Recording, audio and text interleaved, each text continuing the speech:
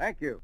Did you ever notice how certain expressions just seem to appear out of nowhere and stay with us for years and years? I'm thinking in particular of a word I hear more and more of among my business friends. The word is rat race. What I think this word describes is a kind of dehumanized existence where people work very hard, but somehow don't seem to be getting anywhere. Some of my closest friends ask me this question time and again. Dr. Peel, they say, how can I beat this rat race I'm in? I'm just not happy. I've got a weird, haunting feeling that nothing I do amounts to a hill of beans. Well, after this pause, I'll tell you about a family that beat the so-called rat race the hard way. Maybe you'll find something of value in their story. Well, as I say, this couple beat the rat race the hard way. He was running a successful business that he just didn't appreciate until, that is, the day a fire burned his plant to the ground. It was his wife who was hit the hardest. As a matter of fact, her nerves got so frayed by worrying over this loss that she wound up in a sanitarium.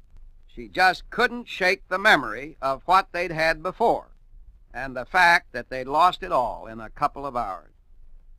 Well, one thing I'll say for some of these institutions, they know that one of the best things for a sick person to do is to work.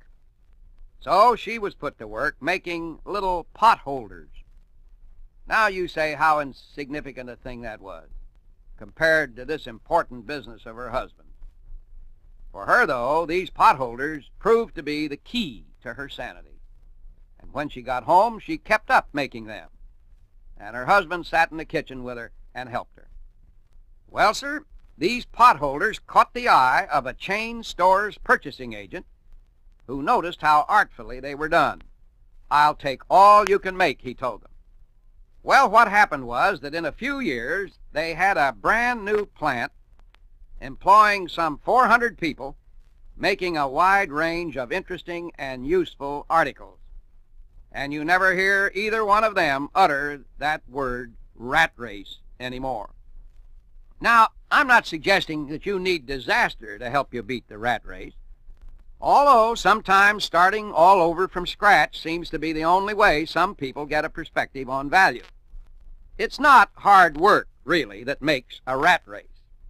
It's going around in circles, not having a direction to move forward to, that makes a rat race.